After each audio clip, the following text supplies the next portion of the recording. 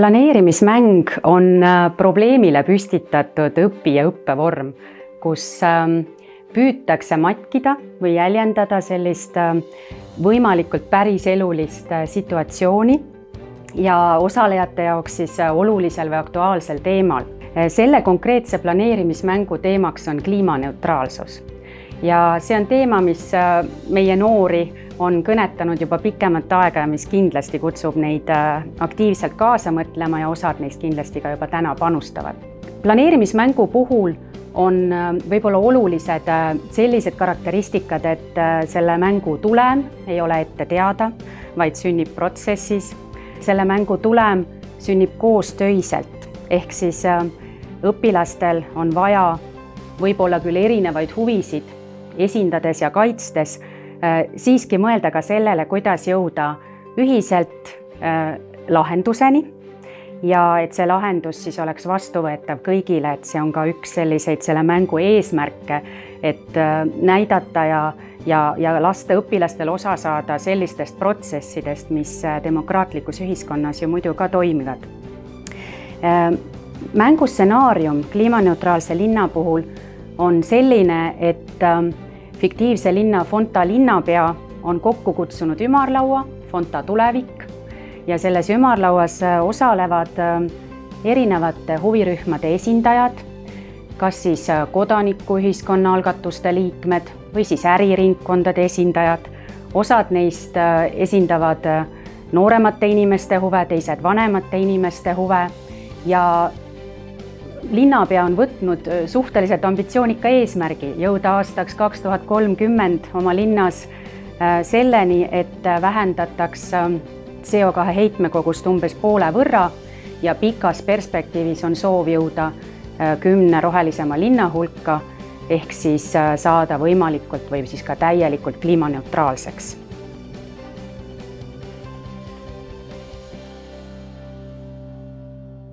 Planeerimismäng kliimaneutraalne linn on laias plaanis jaotatud 3 etapiks.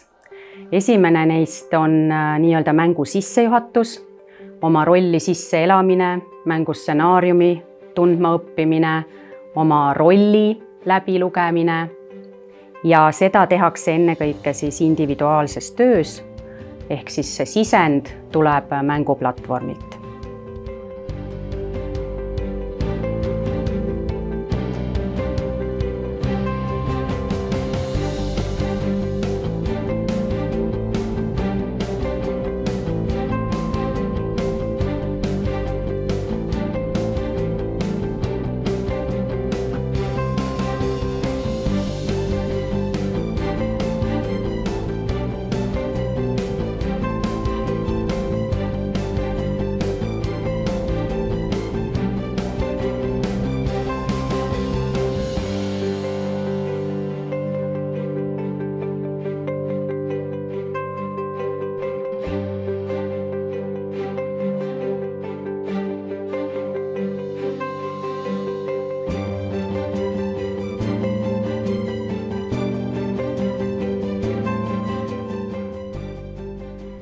Mängu teine etapp hõlmab endas erinevat laadi arutelusid.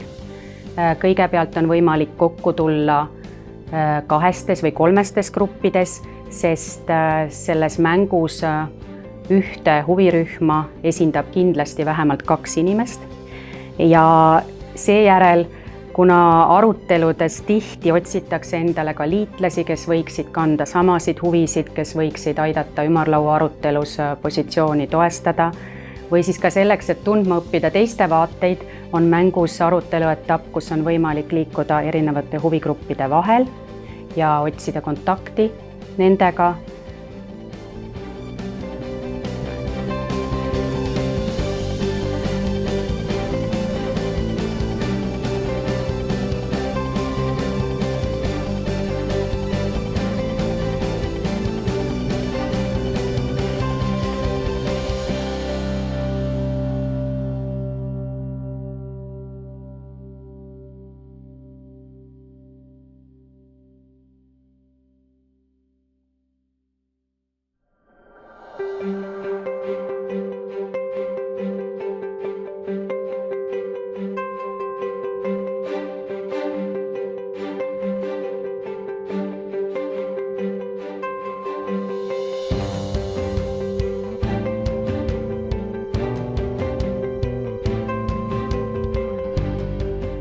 kolmas mängu keskne arutelufaas on siis ümarlaud, kus kõik huvirühmad saavad sõna, kus kõigil on võimalus oma positsioone põhjendada, kaitsta ja vajadusel siis ka kompromissidele minna. Ja selle etapi lõpus toimub ka hääletusprotsess, kus lõpptulemina on vaja kogu meetmepakett siis kõikide rühmade hääletuse tulemusena vastu võtta ning selleks on vaja vähemalt pooltelt jah-sõna. Tere kõigile! Mina olen linnapea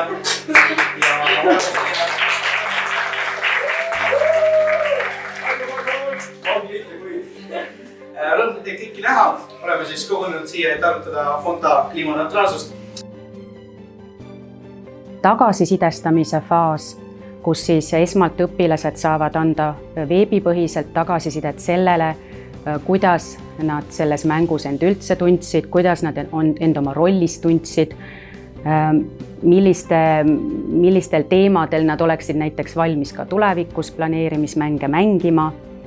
Ja kindlasti kuulub selle mängu juurde ka selline kõrvaltpilk, ehk siis ümarlaua osa jälgib neutraalne vaatleja ja tema annab siis etteantud kriteeriumite põhjal õpilastele sellist konstruktiivset, edasiviivat, heasoovlikku tagasisidet.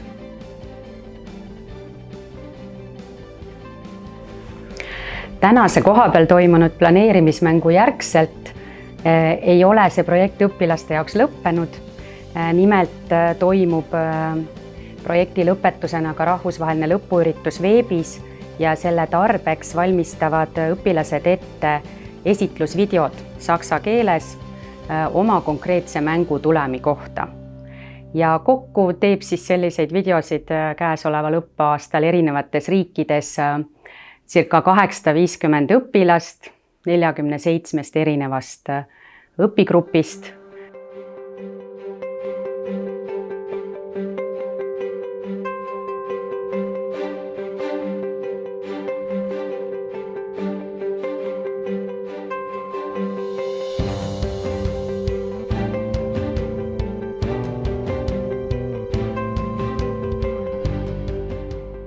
Mina Rutt Rapolt olen Viimsi gümnaasiumi saksa keele õpetaja ja juba teist aastat mängime me kliimamängu, kliimaneutraalne linn.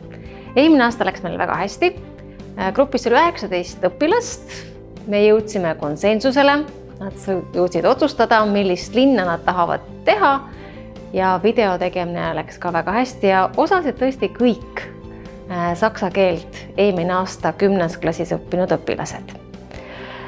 Sellest mängust kirjutas üks õpilane ka meie Viimsi Teatajasse, kohalikku ajalehte, väikese jutukese ja sellega ta tõi esile selle, miks on tegelikult vaja mõelda praegusel hetkel ka kliima peale. Aga see ei olnud mitte ainult üks asi, mis meil mängust välja tuli. Aasta hiljem, nüüd kui nad on 11. klassis, on 3 selle grupi õpilast ka Viimsi noorte volikogus. Nii et see mäng äratas nendes sellise mõtte, et võib-olla võiks ikkagi midagi ise ka rohkem ära teha. Nad õppisid demokraatiat, nad õppisid teisi rohkem kuulama, teistega suhtlema ning nad tahavad nüüd seda tegelikult mängust õpitud mõtet ka praegu ellus rakendada.